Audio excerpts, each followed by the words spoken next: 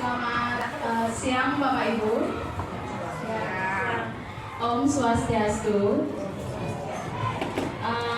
Bapak Ibu, hari ini Tiang, guru BK di SMP 3 Kuta Utara akan menyebarkan pemahaman dan penerapan pengalaman di budaya positif di materi Tiang di modul 1.4 di guru penggerak angkatan 11. Jadi sebelum saya memberikan materi, alangkah baiknya kita berdoa dulu nih supaya hari ini dilancarkan. Yang pimpin doanya Bapak Ibu berdoa menurut kepercayaan masing-masing, berdoa dulu.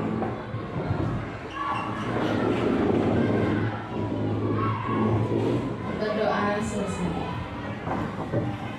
Bapak Ibu, tidak ada maksud yang untuk menggurui kali ini, yang hanya berbagi dengan materi yang sudah yang dapatkan di modul 1.4 ini. Bagaimana kabarnya Bapak Ibu hari ini? Luar biasa, semangat nih. Kalau yang bilang SMP 3 Kuta Utara, Bapak Ibu jawabnya Jaya 3 kali, gitu ya. SMP 3 Kuta Utara, Jaya, Jaya, Jaya. Oke, semangat sekali Bapak Ibu nih. Ketika saya menayangkan budaya positif seperti ini, kira-kira apa yang ada di benak Bapak Ibu? Apakah pernah mendengar yang namanya budaya positif? Ada yang pernah mendengar? Kira-kira budaya positif menurut Bapak Ibu seperti apa? Ada yang bisa mungkin? Baik, terima kasih atas kesempatannya.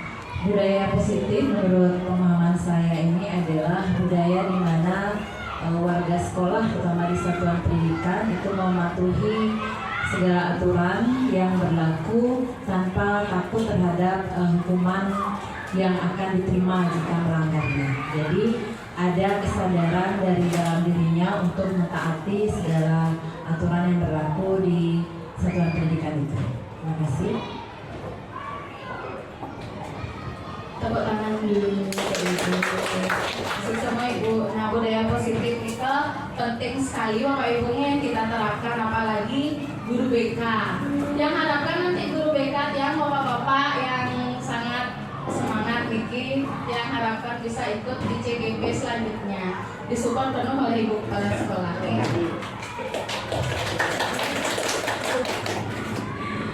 Oke. Hari ini di dalam konsep budaya positif ini ada beberapa yang akan kita bahas Bapak Ibu.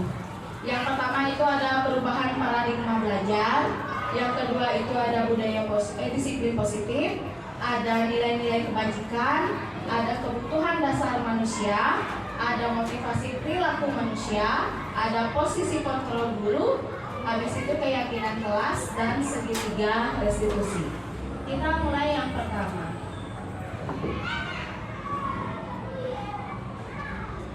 Pembelajaran dengan paradigma baru. Saya punya istilah nih Bapak Ibu. Pasti Bapak Ibu pernah mendengar nih. Pembelajaran yang berpusat pada guru dan pembelajaran yang berpusat pada siswa. Kira-kira Bapak Ibu di dalam kelas sudah menerapkan yang mana? Apakah berpusat kepada guru atau sudah berpusat kepada siswa? Kira-kira ada yang mau berbagi dengan yang Ibu Erda mungkin? Baik, terima kasih Bu Dewi. Jadi untuk di kelas biasanya saya berusaha untuk memusatkan pembelajaran itu yang berpusat kepada siswa atau student center. Bukan saya yang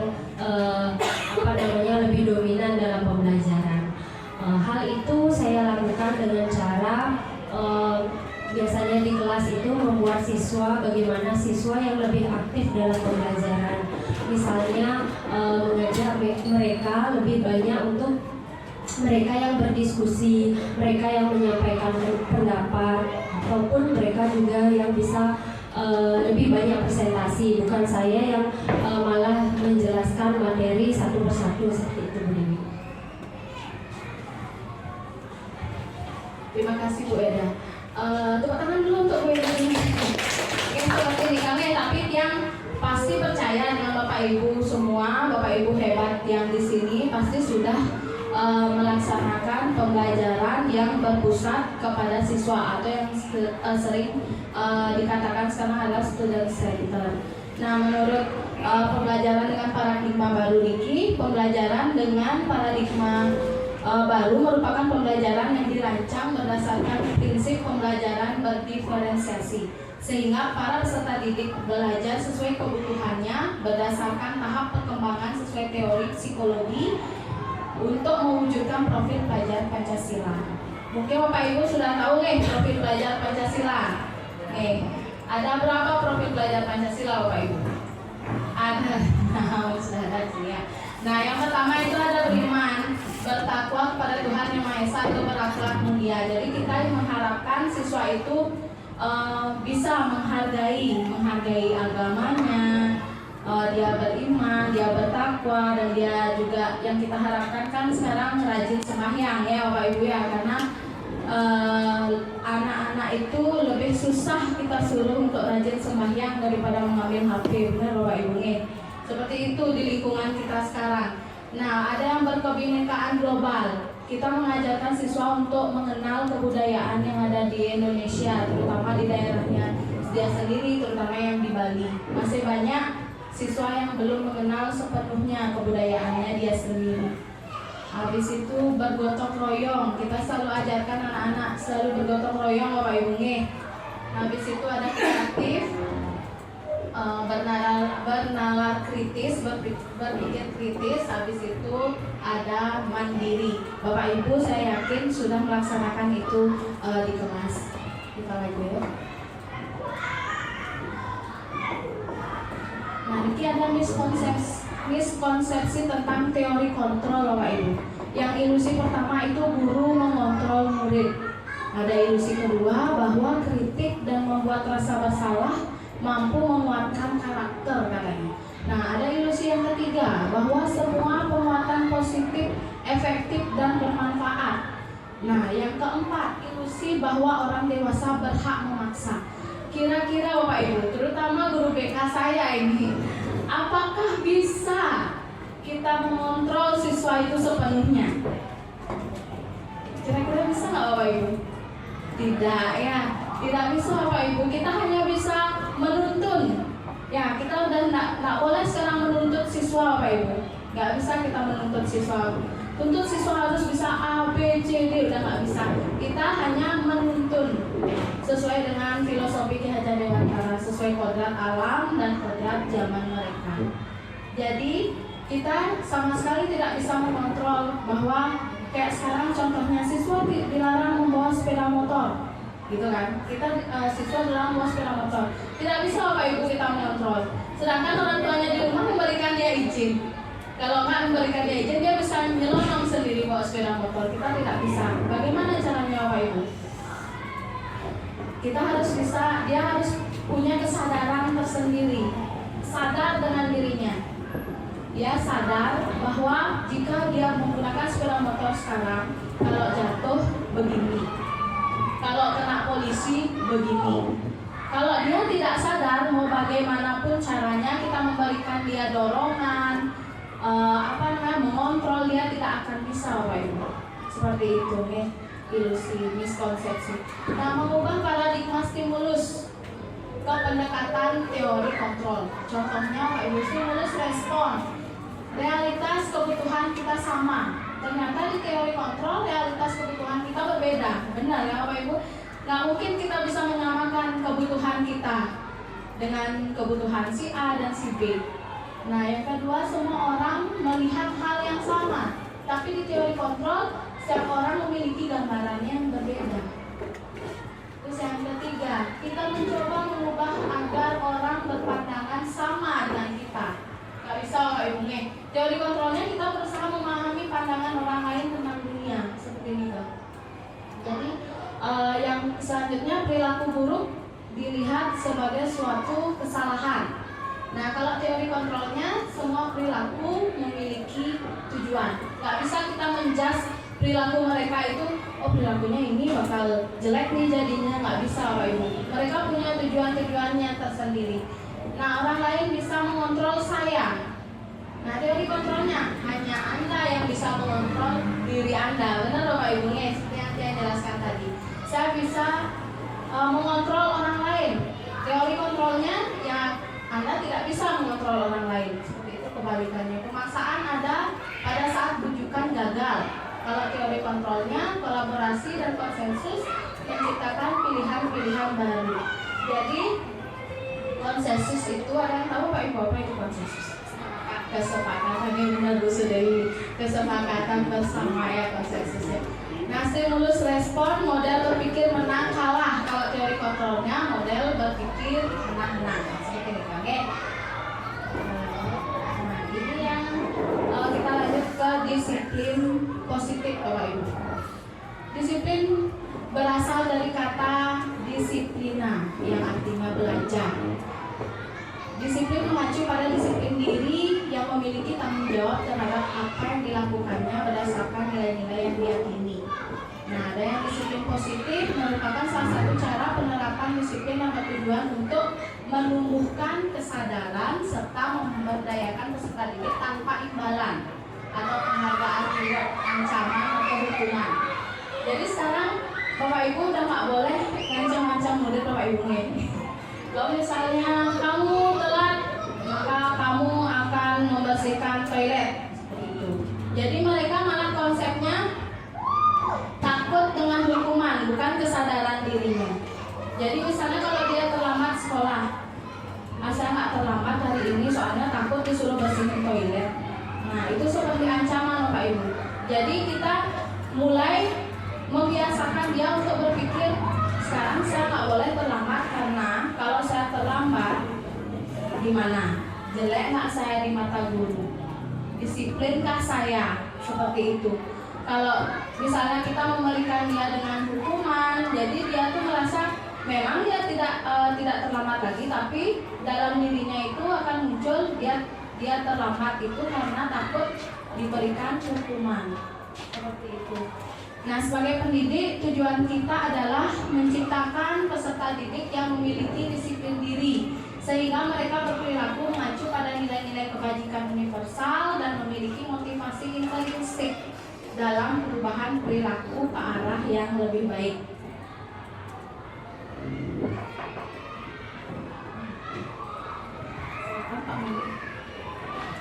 Nah, nilai-nilai kebajikan, nilai yang disepakati bersama, lepas dari suku bangsa, agama, bahasa, maupun latar belakangnya. Nah, contoh nilai kebajikan institusi atau organisasi. Kalau profil pelajar Pancasila itu ada beriman dan bertakwa kepada Tuhan Yang Maha Esa, dan berakhlak mulia, berkebinekaan global, gotong royong, mandiri, kreatif, dan bernalar kritis. Nah, itu contoh nilai kebajikan yang ada di profil pelajar Pancasila. Nah, kalau misalnya yang ada di ABO, Primary Years Program PYP ini ada toleransi, rasa hormat, integritas, mandiri, menghargai, antusias, empati, ada keingintahuan, kreatif, kerjasama, percaya diri, dan komitmen. Nah, kalau contoh yang ketiga di keterampilan hidup atau life skill itu dapat dipercaya, lurus hati, pendengar yang aktif, tidak merendahkan orang lain, dan memberikan yang terbaik dari diri. Nah, seperti itu contoh-contoh nilai kebajikan, Bapak Ibu. Kita lanjut ke kebutuhan dasar manusia. Kira-kira apa yang Bapak ketahui tentang kebutuhan dasar manusia nih Bapak Ibu? Ada yang bisa membantu mungkin? Ada yang bisa membantu saya kebutuhan dasar manusia? Bu Erna bisa?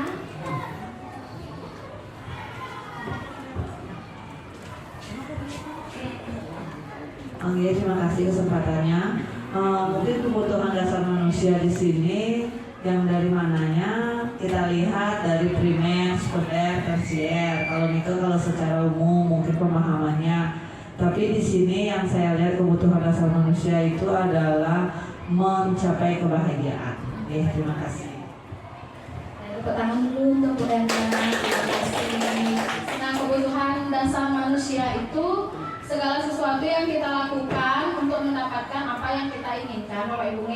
Misalnya tujuan kita apa untuk tahun ini, misalnya mau beli roda 4 gitu misalnya ya. Berarti kebutuhannya bagaimana Bapak Ibu, mungkin dengan cara menabung, mungkin atau nggak Bapak Ibu cicil, atau bagaimana caranya untuk Bapak bisa memenuhi keinginan Bapak Ibu. Nah, seluruh tindakan yang kita lakukan memiliki tujuan Bapak Ibu, dan semua usaha terbaik yang kita lakukan adalah dalam rangka agar kebutuhan dasar kita terpenuhi dengan baik. Seperti itu kalau kebutuhan dasar manusia. Nah, ini ada 5 kebutuhan dasar manusia Bapak Ibu. Yang pertama itu ada bertahan hidup. Nah, dimana kalau bertahan hidup berarti Bapak Ibu perlu apa? Makanan, pakaian, tempat tinggal, keamanan, kesehatan. Setuju nggak Bapak Ibu? Setuju. Kalau Bapak Ibu kebutuhan dasar manusianya nggak cukup untuk bertahan hidup saja Bapak Ibu.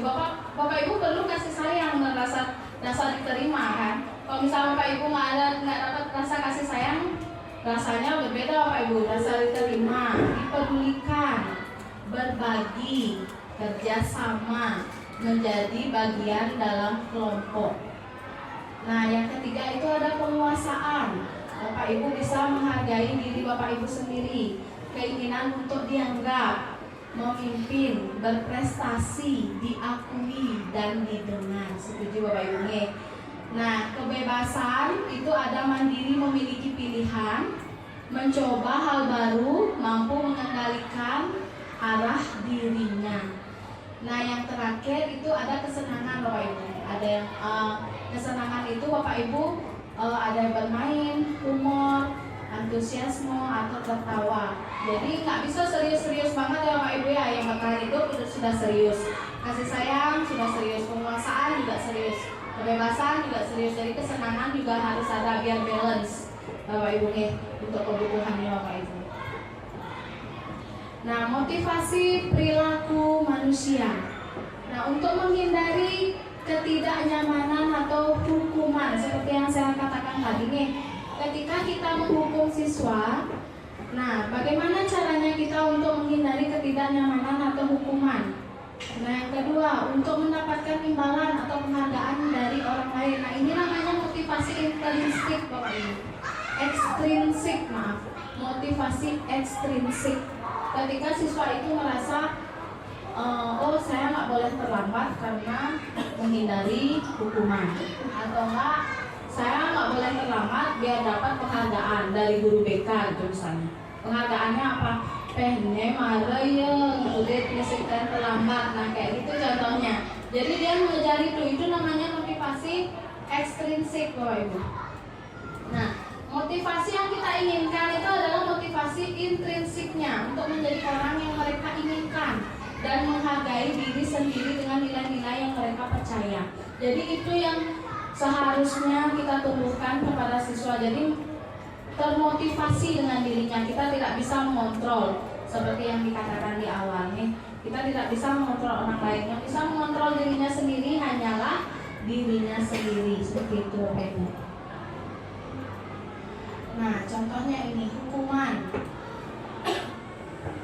tidak terencana atau tiba-tiba. Yang kedua, murid tidak tahu apa yang akan terjadi atau tidak dilibatkan. Nah, hukuman itu ada yang bersifat satu arah. Hukuman juga ada berupa hukuman fisik dan psikis. Saya rasa di sini sudah tidak ada yang memberi hukuman fisik Bapak Ibu. Nah, ada konsekuensinya. Nah, kalau konsekuensi itu terencana atau disepakati sesuai peraturan yang kita laksanakan mulai tahun ajaran ini, yaitu berupa poin Bapak Ibu. Habis itu murid tidak dibuat tidak nyaman. Nah, sikap guru selalu memonitor murid. Ini ilmunya penting sekali untuk kita menghadapi ketika kita menghadapi siswa yang bermasalah. Nah, contoh penerapan 5 posisi kontrol guru. Nah, ini ada kasus Bapak Ibu. Kita berdiskusi Bapak Ibu nih. Ini ada kasus siswa tidak memakai atribut lengkap saat upacara bendera. Nah, kalau penghukum, kalau kita sebagai guru penghukum, kata-katanya adalah hormat pada bendera selama 1 jam. Nah, itu yang namanya guru penghukum, Bapak Ibu. Nah, kalau guru pembuat merasa bersalah, berapa kali ibu bapak harus memberitahu kamu selalu saja mengecewakan Bapak Ibu. Nah, seperti itu contoh kata-kata pembuat merasa bersalah. Nah, kalau kita sebagai teman, kata-katanya itu, ayo dong ikuti aturan sekolah, tolong bantu ibu bapak ya sekali ini. Nah, kayak gitu. Ya sudah, tidak apa-apa, lain kali jangan sampai berbuat seperti ini lagi ya. Nah, itu sebagai teman Bapak Ibu nih. Nah, kalau sebagai pemantau, contohnya, kamu sudah melanggar peraturan sekolah, kamu tahu konsekuensinya. Setelah upacara, kamu beli atributnya ke koperasi dan jangan diulangi lagi. Nah, itu sebagai pemantau Bapak Ibu. Bapak Ibu memantau dia. Berarti besoknya Bapak Ibu wajib melihat dia udah beli apa nggak di koperasi itu ya, atributnya udah lengkap nggak ya atributnya. Nah, seperti itu pemantau. Yang kita harapkan, kita harus bisa sebagai manajer Bapak Ibu. Nih, di mana manajer itu kata-katanya itu seperti ini. Apakah kamu tahu kesalahanmu? Nah, kita tanyakan ya, apa kesalahan yang dialami? Lalu kira-kira bagaimana kamu memperbaiki kesalahanmu? Seperti itu Bapak Ibu. Sekarang udah nggak pernah lagi. Mungkin Bapak Ibu pernah lihat saya teriak-teriak Bapak Ibu ya. Tapi setelah mengikuti guru penggerak ini, saya udah tidak pernah teriak-teriak Bapak Ibu. Nggak pernah. Ketika siswa itu terjadi masalah, ya udah saya akan ingat dengan kata-kata ini. Saya tanyakan masalahnya apa, kok bisa seperti itu, kesepakatannya bagaimana, terus bagaimana kelanjutannya nanti rencanamu bagaimana, kira-kira berjalan nggak tuh rencananya. Jadi ilmunya ini penting sekali Bapak Ibu nih. Yang harap nanti ketika Bapak Ibu mengikuti guru penggerak, nanti Bapak Ibu bisa menerapkan ini ke anak-anak. Nah, kita sudah belajar dari Bapak Ibu nih. Kira-kira saya yakin Bapak Ibu bisa menjawabnya ini. Posisi kontrol apakah aku? Saya kecewa sekali dengan kamu. Nah, kira-kira itu posisi kontrol apa Bapak Ibu? Pembuat merasa bersalah, ya betul sekali. Nah, yang kedua, kamu tidak pernah benar melakukannya. Apa? Kira-kira? Pemantau. Pemantau ya, pemantau Ibu. Nah, apa rencanamu untuk menyelesaikan masalah ini? Manajer, ya, berarti Bapak Ibu sudah mulai memahami nih. Ayolah, lakukan demi Bapak Ibu ya. Nah, yang itu teman ya. Kamu tidak pernah mendapat nilai jika tidak mengerjakan tugas. Penghukum. Oke, berarti Bapak Ibu sudah bisa menerapkan itu Bapak Ibu nih. Tepuk tangan dulu untuk Bapak Ibu sendiri. Nah, ini ada keyakinan kelas Bapak Ibu. Kemarin saya baru buat videonya, nanti kalau misalnya ada waktu, saya sisa ada waktu, saya akan tampilkan. Nah, mengapa keyakinan kelas? Mengapa bukan peraturan kelas? Kira-kira Bapak Ibu yang sudah membuat keyakinan kelas ini ada yang bisa membantu saya untuk menjawab? Kenapa keyakinan kelas Bapak Ibu? Kenapa tidak peraturan kelas? Kira-kira ada yang mau berbagi dengan saya? Adakah yang mau? Pak Rai sudah buat keyakinan? Sudah. Kira-kira kenapa Pak memilih keyakinan bukan peraturan aja? Karena keyakinan tersebut adalah disepakati bersama. Keyakinan itu disepakati bersama. Terus kalau peraturan itu? Kalau peraturan tersebut siapa yang membuat tidak terlibat dalam sesuatu tersebut. Ini satu orang guru yang membuat aturannya seperti ini. Tapi kalau keyakinan kelas tersebut dibuat secara bersama-sama. Bapak ini. Nah, benar ya Bu, Bapak Ibu ya. Kalau keyakinan itu kita buat bersama-sama dengan siswa dan diyakini oleh siswa itu sendiri. Kalau peraturan kan memang sudah ada peraturan sekolah katanya. Sudah ada peraturan sekolahnya yang sudah resmi gitu istilahnya. Kalau keyakinan apa yang dia yakini. Jadi ketika dia berbuat salah, kita tanyakan lagi keyakinan yang mereka sudah buat. Kira-kira kesalahan kamu ini sudah masuk nggak keyakinan yang kamu buat kemarin? Gimana solusinya biar keyakinan ini tetap berjalan? Seperti itu contohnya Pak Ibu.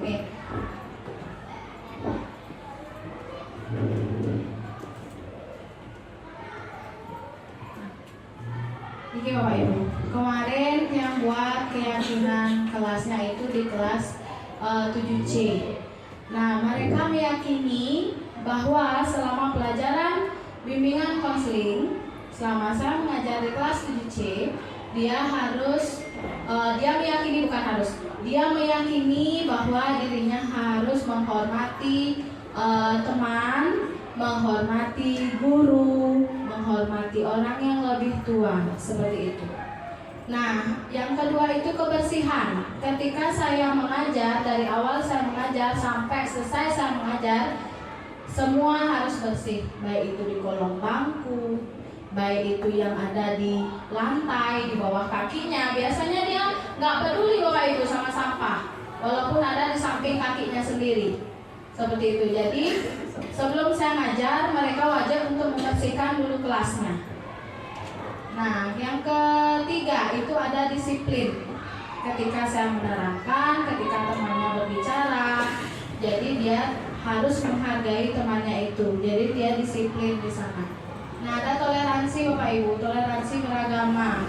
Mereka tuh karena di kelas itu ada yang beragama Islam, ada yang beragama Kristen. Jadi mereka mengambil sikap toleransi untuk menghargai temannya. Kadang yang Islam juga ada kemarin meminta untuk sholat, kita berikan dia tempat di aula kemarin. Nah, ada yang tertib juga Bapak Ibu. Jadi mereka memilih 5, menghormati, kebersihan, disiplin, toleransi, dan tertib. Itu yang mereka pilih. Jadi keyakinan itu bersifat abstrak Bapak Ibu. Nah, berupa pernyataan universal, terus dibuat dalam pernyataan positif. Jadi ketika Bapak Ibu membuat keyakinan kelas, tidak boleh dengan kata tidak boleh atau jangan. Ya Bapak Ibu, misalnya tidak boleh mengganggu teman, gitu misalnya. Jadi kata-kata positifnya diubah, menghargai teman. Seperti itu Bapak Ibu. Nah, sedikit saja agar mudah diingat. Jadi mereka seperti tadi menghargai teman, kan sedikit tapi dimaknai. Dia mengerti dengan kata menghargai teman. Nah, sesuai dengan kondisi kelas dan sekolah sehingga mudah diterapkan.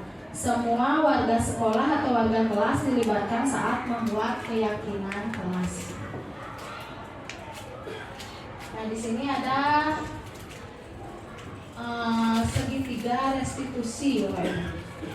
Ya, Bapak Ibu pernah mendengar nih, suatu proses dialog yang dijalankan oleh guru agar dapat menghasilkan murid yang mandiri dan bertanggung jawab.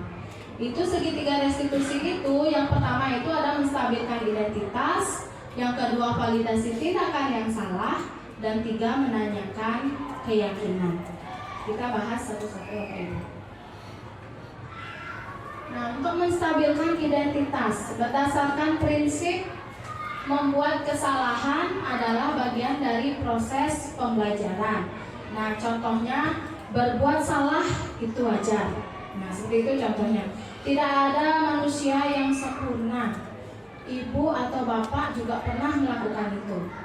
Nah, ada yang keempat, ibu atau bapak tidak mau mencari siapa yang salah, tapi ibu atau bapak ingin mencari solusi dari permasalahan ini. Nah, yang terakhir, kamu berhak merasa seperti itu.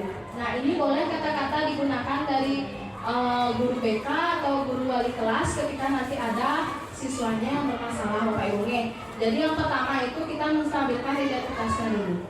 Seperti ini kata-katanya. Boleh nanti Bapak Ibu terapkan Terus yang kedua, validasi tindakan yang salah. Baru Bapak Ibu menuju ke validasi tindakan yang salah. Berdasarkan prinsip, setiap perilaku berupaya memenuhi suatu kebutuhan tertentu. Nah, untuk kata-katanya itu Bapak Ibu bisa terapkan. Kamu pasti punya alasan mengapa melakukan hal itu. Jadi kita tidak semena-mena menyalahkan anak Bapak Ibu nih. Jadi tanyakan ya, kamu pasti punya alasan mengapa melakukan hal itu. Nah, padahal kamu bisa melakukan yang lebih baik dari ini ya. Nah, seperti itu. Kamu patut bangga karena telah melindungi sesuatu yang penting buatmu. Yang terakhir, kamu melakukannya karena mempertahankan sesuatu yang penting bagimu. Seperti itu. Itu contoh kata-katanya Bapak Ibu. Terus menanyakan, step yang ketiga itu menanyakan keyakinan. Berdasarkan prinsip teori kontrol bahwa pada dasarnya kita termotivasi secara intrinsik. Nah, apa keyakinan kelas kita? Nah, tanyakan lagi sama anaknya. Jadi kita jangan memberikan dia solusi dulu Bapak Ibu. Gali terus solusinya dari dia sendiri. Membangun motivasi intrinsiknya dia. Nilai-nilai apa yang telah disepakati bersama. Jadi keyakinannya kita ambil. Apa yang sudah mereka sepakati kemarin. Seperti apa gambaran sebuah kelas yang ideal menurut kamu? Nah, seperti itu contohnya. Kamu ingin menjadi orang yang seperti apa? Nah, itu salah satu contohnya Bapak Ibu ketika nanti Bapak Ibu siapa tahu nanti wali kelas atau guru BK nanti menemukan siswa yang mungkin perlu melakukan diberikan pembinaan, boleh menggunakan teknik segitiga restitusi ini. Tadi Ibu keliling ini contoh saya bikin video kemarin Bapak Ibu piket bersih-bersih di kelas. Prabu piket nggak hari ini? Tadi Prabu ada di mana saat jam piket bersih-bersih? Ibu tidak ada lihat Prabu di kelas. Saya terlambat karena tadi. Kenapa datangnya terlambat Prabu? Ya, saya terburu-buru karena terlambat. Apa Prabu sering terlambat saat piket kelas? Coba katakan saja Prabu, tidak apa-apa. Di sini Ibu hanya ingin mencari tahu permasalahannya, bukan menyalahkan Prabu. Ya, saya sering terlambat. Prabu pasti punya alasan melakukan itu. Coba jujur dengan Ibu. Ya, jadi begini Bu, saya sebenarnya malas. Rasanya tugas piket saya banyak dan tidak selesai. Jadi biasanya saya datang saja mepet dengan jam masuk kelas. Kan jadinya saya bebas Bu, tidak usah repot-repot piket nanti. Prabu tidak ikut membantu teman-teman piket kelas. Kira-kira bagaimana perasaan teman-teman Prabu?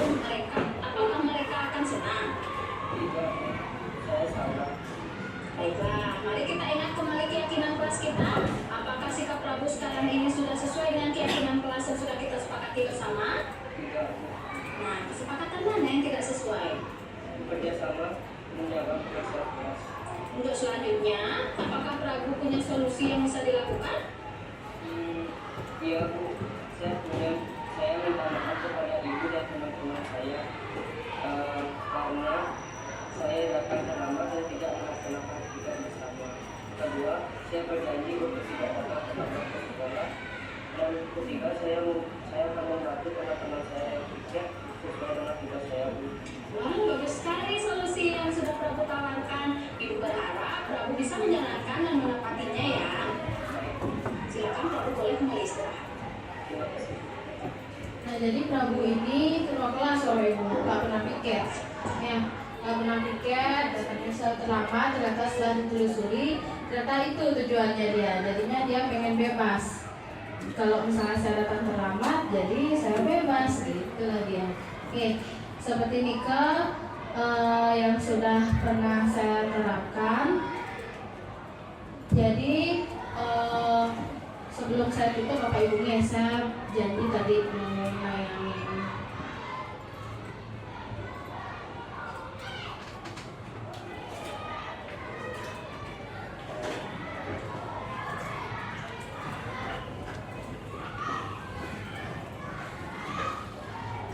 keyakinan kelas yang sudah saya buat.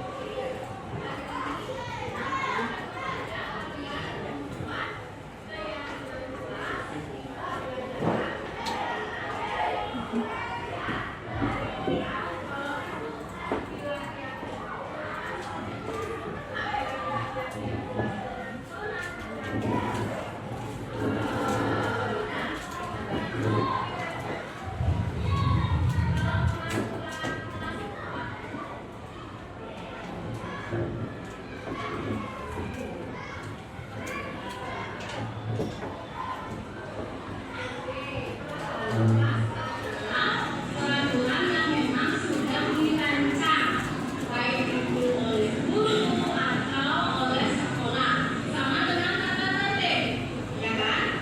Nah, kalau keyakinan kelas kira-kira apa? Ya tahu? Ya, tahu? Oke, keyakinan yang dibuat oleh guru dan murid. Ya. Apa yang kalian yakini, itu yang kalian buat. Nah, saya inginkan di dalam novel BK, bimbingan konseling ini, kalian harus ada yang kalian yakini. Makanya nanti, agar dibagikan sedikit note ini, silakan kalian buat apa yang kalian yakini selama pembelajaran BK itu berlangsung. Tidak boleh mengatakan jangan atau tidak, semua harus positif. Contoh, tidak boleh mengganggu teman. Jangan tulis seperti itu bukan perkataan positif. Menghargai teman. Ya, itu contoh. Saya akan bagikan kalian sedikit satu-satu.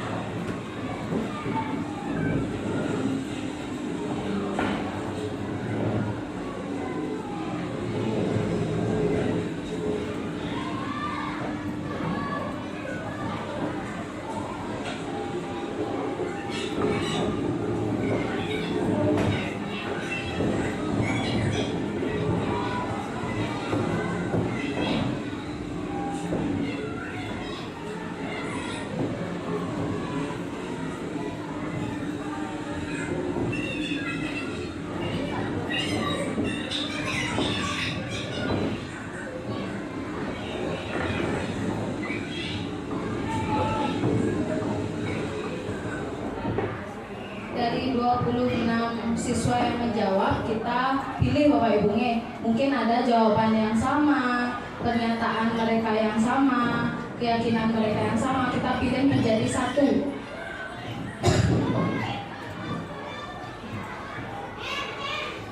Dan akhirnya nanti akan muncul 5 keyakinan yang tadi yang sampaikan di slide presentasi itu.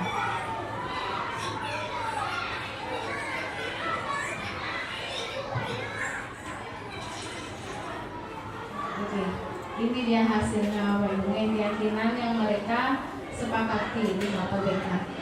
Nah, mereka membuat tanda tangan persetujuan bahwa mereka yang mereka yang meyakini dan mereka menyetujui. Jadi itu sudah ada buktinya Bapak Ibu. Mereka menulis namanya dan tanda tangan mereka sendiri. Yang percepat Bapak Ibu.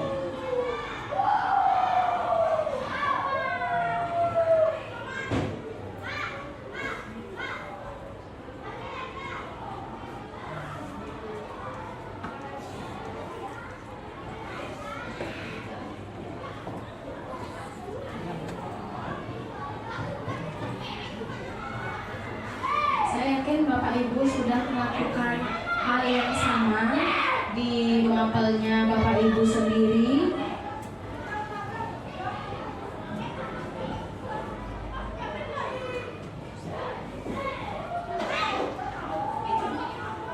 Nah, ini dia hasilnya Bapak Ibu nih, persetujuan keyakinan kelas 7C di mapel bimbingan konseling.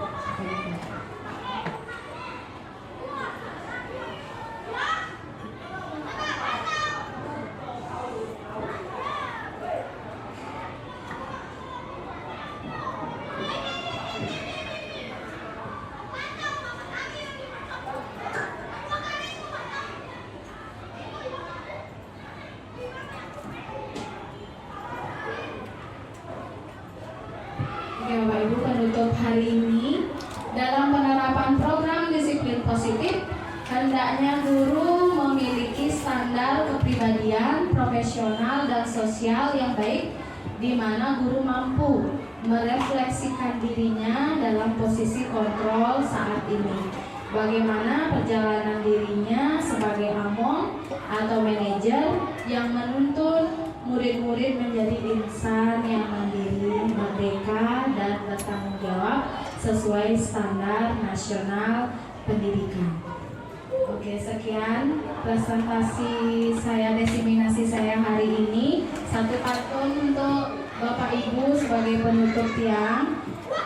Yang mohon bantuannya untuk cakepnya Pak Ibu nih. Jalan-jalan sama janda. Jangan lupa beli good time. Terima kasih atas perhatian Ibu dan Bapak. And see you next time. Terima kasih. Om Santi Santi Santi Om.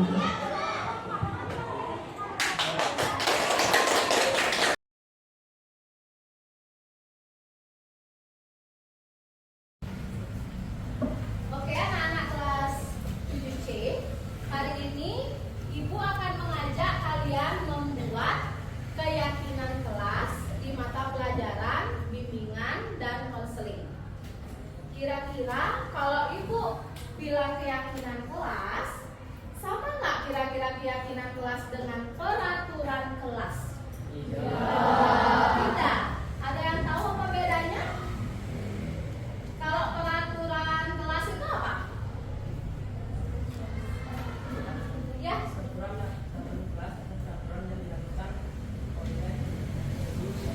Oke, peraturan kelas adalah peraturan yang memang sudah dirancang, baik itu oleh guru atau oleh sekolah, sama dengan tata tertib, ya kan? Nah, kalau keyakinan kelas, kira-kira apa? Ada yang tahu? Ya, kamu? Oke, keyakinan ya, keyakinan yang dibuat oleh guru dan murid, ya. Apa yang kalian yakini, itu yang kalian buat nanti.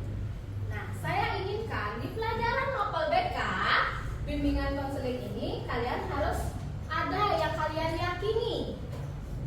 Makanya nanti akan Ibu bagikan sticky note ini. Silakan kalian buat apa yang kalian yakini selama pembelajaran BK itu berlangsung. Tidak boleh mengatakan jangan atau tidak, semua harus positif. Contoh, tidak boleh mengganggu teman. Jangan ditulis seperti itu bukan perkataan positif. Menghargai